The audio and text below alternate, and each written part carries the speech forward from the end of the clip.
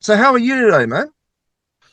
I'm doing pretty good. I've been running around trying to take care of things and trying to free up my time so I can go back into the studio. I was out of town all weekend. I went down to Nashville to record an album down there for this thing called the Magnolia Sessions.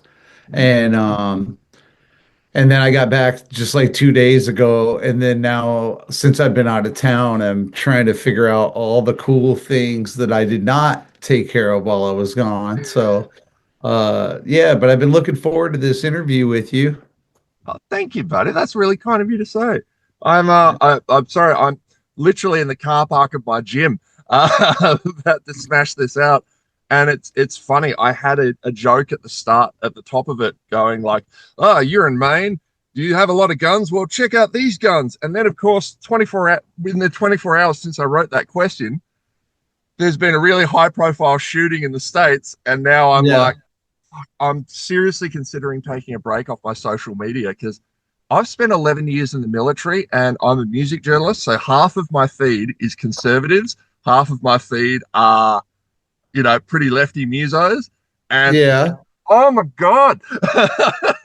Yeah, I think that things transcend though like political background. For me, I'm not a political person, so I don't consider myself right or left or anything like that because honestly, I don't believe in um, the current governments around the world and here that are going on. I think that a large thing that a lot of people are missing is that government is simply people that work for us, and that's the concept of it. They're supposed to work for us like an employee.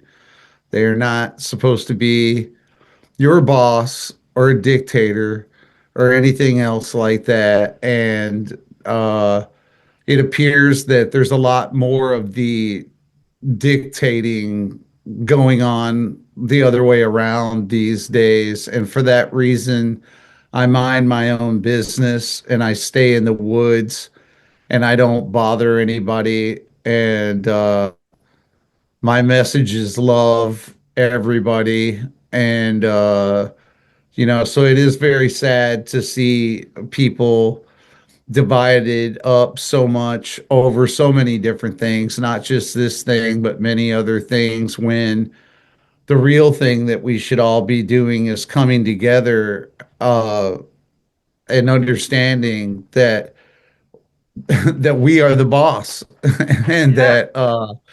that this whole government thing that some people either cheer on or get angry about or whatever, well, that's within our power to change that.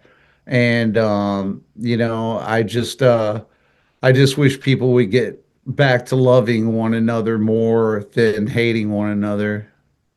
The impression I got from our interview is we talked a lot about Maine and that Stephen King lives in obviously the connection with Stephen King and all that fun stuff. And you talked about your farm and your setting and everything, and it just sounded perfect for you, mate. It sounded peaceful.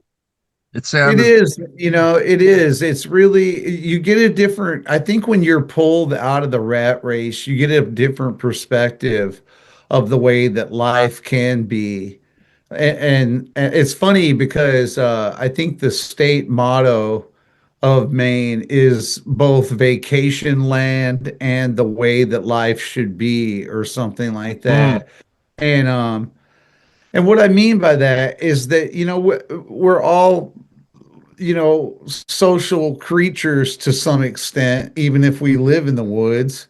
And I think the more that people are thrust into society where they don't have a sanctuary or somewhere with peace involved in it, it's easy to get lost in all of it. But for me, with where I live at, a lot of it enables me almost to have a view from outside the fishbowl of seeing like what's really going on, because what's going on here is there's some really cool squirrels that run around in my backyard lately there's been a deer that is absolutely unafraid that walks up almost so close that I could touch it in the backyard. Um, the smiles on my cat's faces, the smile on my dog's face, the laughs that my wife and I share from funny stories or funny things that we do, the beautiful phone calls from my sons over the phone.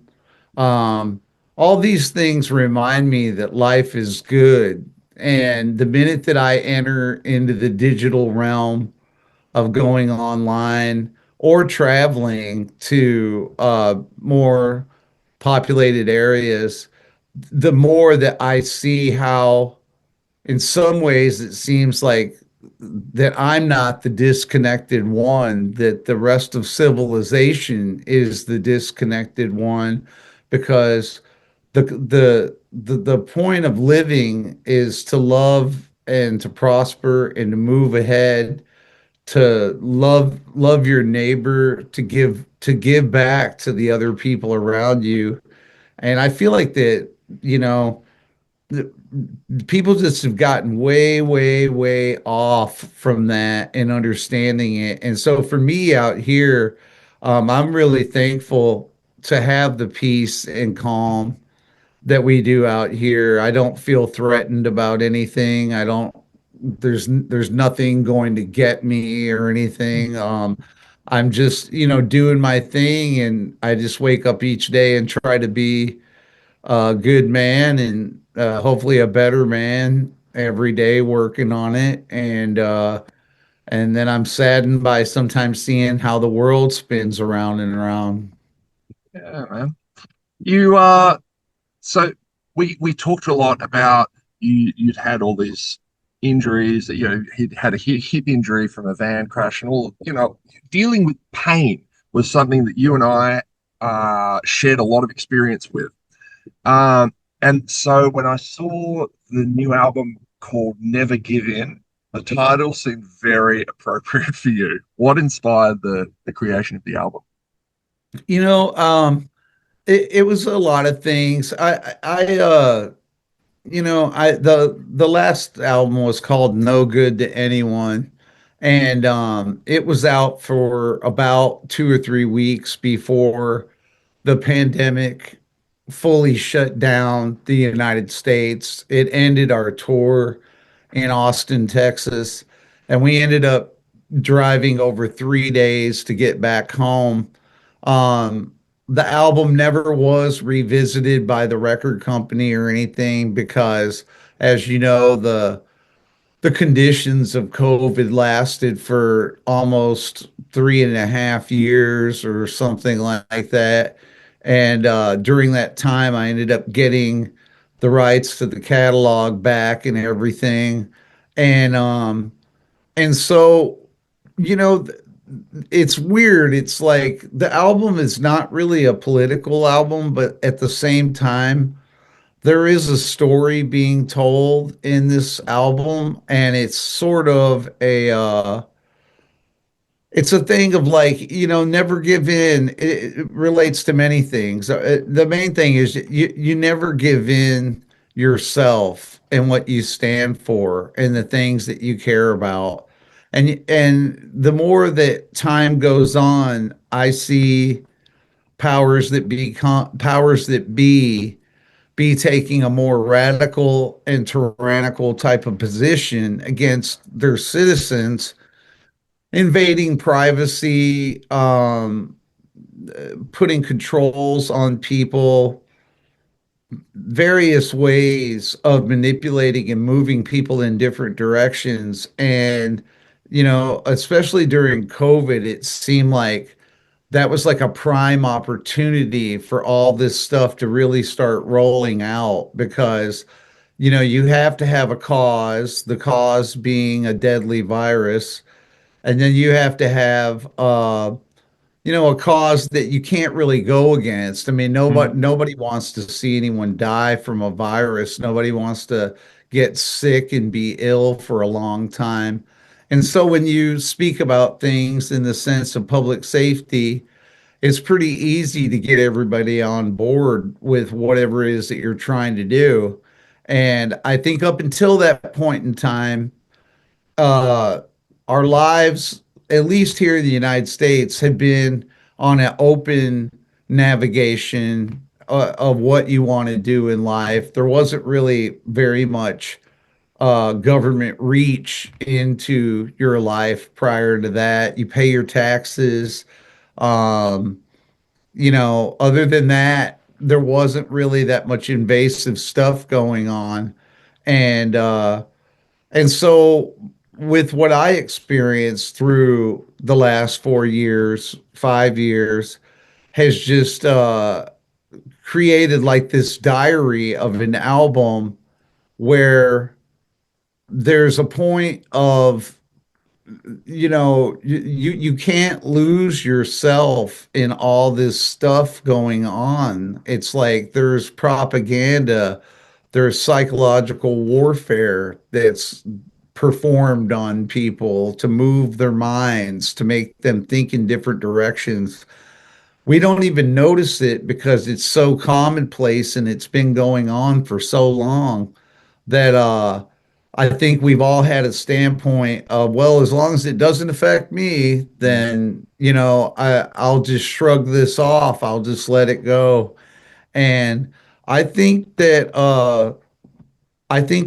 never give in is very important because it goes down to your core ideals of who you are and compromising who you are or doing things that you don't believe in.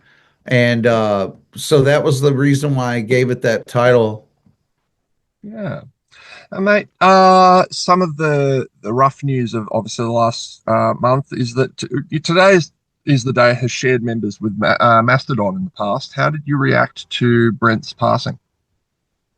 Today is the day of what? What did you say? Sorry, you shared members with Mastodon, with the band Right. Mastodon.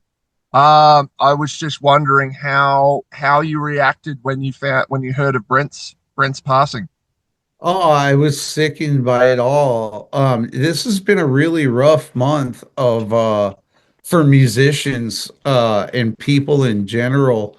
The fellow from Flipper died. Brent died. Most importantly, the bass player from the first two Today Is the Day albums, Mike Carroll, died. Mm. And good God. I mean, I counted the just 2 days ago, and I think honestly, there's probably more than this, but there have been six people in music that have died in just like the last 4 weeks. And I didn't really know Brent very well. We had met a couple of times in passing and so forth, but I love Braun and Bill and always have wished them the best in everything that they do. And the same thing with their band members, Troy and Brent.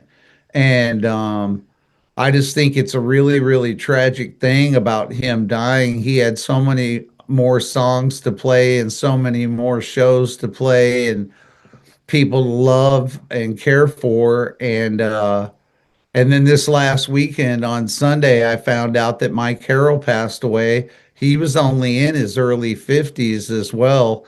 And that also just hits you the same way where it's like, um, you almost can't believe it, including things like you start to think, wow, I mean, what is going on here? Maybe I should stay away from walking underneath ladders or Uh, like meteorites coming down. I mean, seems like a lot of good people have been taken out recently that should still be here with us, but unfortunately they're not.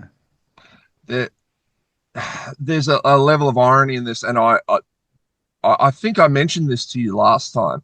That one of my favorite tracks of yours is "Burn in Hell" off the last album, and it was all about, yeah, I'm a touring musician. I'm going to miss your birthday. I'm going to miss your anniversary. I'm going to miss all of these dates.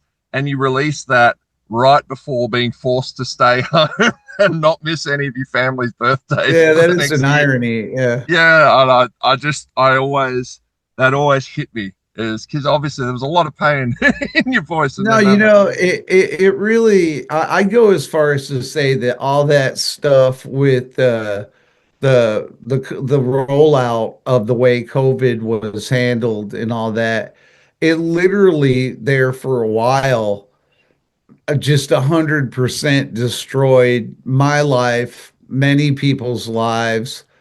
It closed over one half of the clubs that are mm, underground clubs in the United States.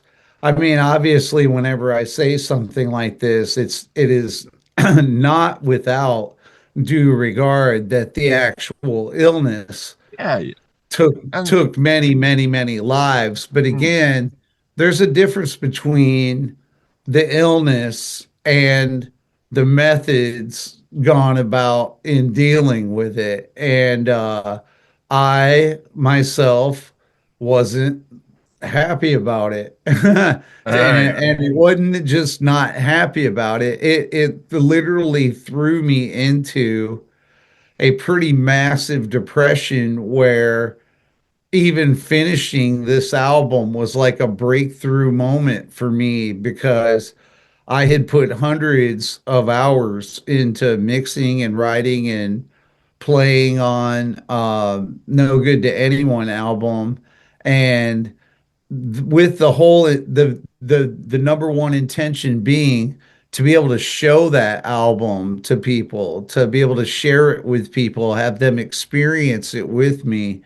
And then when the things happened that they did, and it just basically flushed all that down a toilet, um, I um I really didn't know what to do. I looked out my back window, standing there at the beginning of spring when the snow goes away and all of the shit that's underneath the snow gets exposed. It kind of doesn't look very nice mm, outside when the winter goes away. There's all this wreckage of all this stuff, broken trees, broken limbs, whatever's there. And I just really, really felt lost, because I just didn't really know what to do.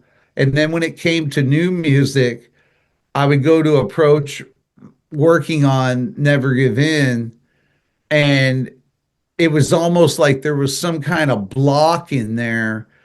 And I think it was like a PTSD of feeling, I'm going to do this. I'm going to put my heart and soul into this. Um, and having a fear that something is going to come along and just stop it all mm. again, flush it down the toilet again. And I can't exactly remember what it was that was the breakthrough, but all of a sudden, it hit me really clear of like, man, this is just the way it is. It's like, you can't go back in about anything. And the most important day is today. And you can plan for tomorrow, but even that's not a guaranteed promise. It's about today. And for everything that I went through in the past, like back in the um 2000 teens, like when you were referencing like that van accident that uh destroyed my hips and whatnot, shattered my right hip, dislocated the left one, almost died from Lyme disease. When you go through something like that, the specialness of every single day matters to you way, way, way more. And you don't want to lose not one single day of not doing something. And so this was a very strange psychological thing going on because I had just gotten all of that back where I could lift a car door, I could climb a mountain, I could do heavy duty, brutal things just like I always have. And then wanting to take on the world. but then the world shuts down. And so it caused quite a dilemma. And I saw a lot of people die from drug addiction and many other things throughout COVID. I faced COVID straight edge 100% the whole way through it because there's no other way that I could have possibly made it through it other than just dealing with 100% reality all the time. And so with time on my hands during that time, I would write songs, put them together, come back at it a few days later, do other pieces. And I realized by the time I got done, this is kind of cool. It's like this is sort of like a diary of sorts of the inside of someone's mind that lived between the years 2020 and 2025. And you can sort of uh, feel the frustration and the confusion and the pain and sadness that was going on there through these songs in a way. Yeah. One of my the flip side of that, and one of the things that I really like about you is the proud dad energy that just shines through on your social media whenever you're talking about Hank. I can't think of another musician who I actually know the name of one of his kids purely because you mention it so often. I've Yeah, never met Hank, but I know. I I tell you, man, the wife and my kids saved my life easily. It's like up until 1999, I was just like a lost soul, like tumbling around, trying to figure things out, isolated, alone, hating everything every single day. And then when I met my wife, Hannah, um, it opened my mind up to understanding what the word love truly means. And then a couple years later, we had Hank, my oldest son, and I I couldn't believe it. I mean, even more far out of it, he was born on Father's Day. I delivered him by hand as well, and from that moment forward, it was just another piece of the puzzle. And about a couple years later, Willie was born, and the four of us have a very close knit family, and we've always kind of been out there, like where we live at. So a lot of our time spent has been with each other, and I truly, I mean, they keep me alive. They're like a symbol of good in a world of shit, and I'm just so thankful for them and the young men that they've become. And my wife and I, we met when I was on tour with I Hate God. We had only known each other for 4 months and got married, and now we've been together for 28 years. Wow. Um, and so I may not have all the money in the world of being an underground musician, but I'm truly the richest person on planet Earth when it comes to life because I've got an amazing family. But you took the words right out of my mouth. I was literally about to say, for a bloke who sings "I Got Nothing." Yeah. Now I'm sitting here with my thrift store Sears. I think this is Sears Roebuck, like the company Sears. Or no, it's not. It's Kmart. Way nice. Kmart, lower than Walmart. Anyway, like, from way back in the day. But yeah, because life's not about money or accomplishments or anything like that. You're only as good as your latest trick that you did. And as far as like what really matters is honestly, it's loving other people and expecting nothing back. And it doesn't matter if you don't get anything back. And it's loving other people who are even your enemy or somebody that you don't care for. Um, I think the human heart can only bear so much weight, and one of the ways that it flourishes and moves along is by love being pumped in and out of it. And if you don't have it, life is really at its most coldest and bleakest moment, because then you've only got yourself, and unless you have a really huge ego or you love yourself that much, usually it goes hand in hand that if you're alone, you also may not be that happy about being alone or be that comfortable with yourself. So people can walk along through life almost in sort of like a living prison by simply being isolated. But I was just very lucky. I met the right girl, and then we had a couple of boys, and now we live out here in the northeastern part of Maine. Bunch of chickens, got a couple cats, my dog Abby, a barn. It's like a little mini farm. And it's a very modest, humble place, but it's ours, and we love it, we love living here. I love it. I love the fact that your dog shares a name with my daughter. Yeah, it's funny. Her name is Hannah called her Abby with ABI. She looks like a Border Collie version of the singer of Immortal. She looks like a both. In fact, let me see something. Hey, Abby,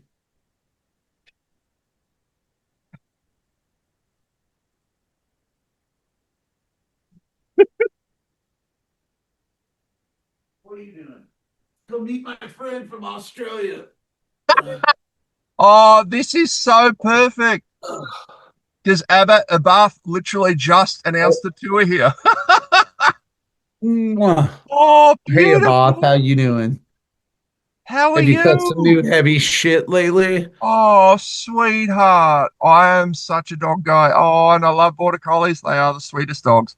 I have Say a hi to my bro here. You saying hello. hi? I'll let you get down. I Go have a golden ahead. retriever, and they are just amazing mental health. Just That dog is the smartest dog.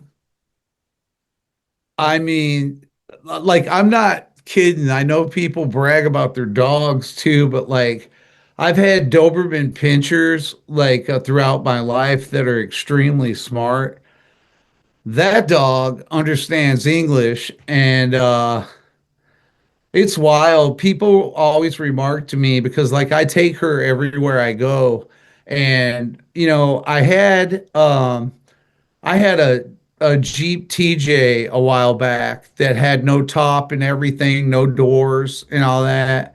And she'd be in that with me, and me go to a store, and I just get out of the car and I turn around to her and I go like, "I'm going in the store.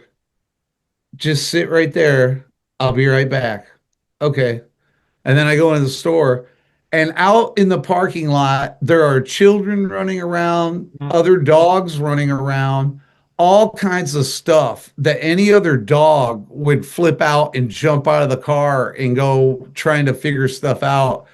And people would come up to me and remark, like, I just don't understand it. Like, how does she just sit there in that seat or whatever like that?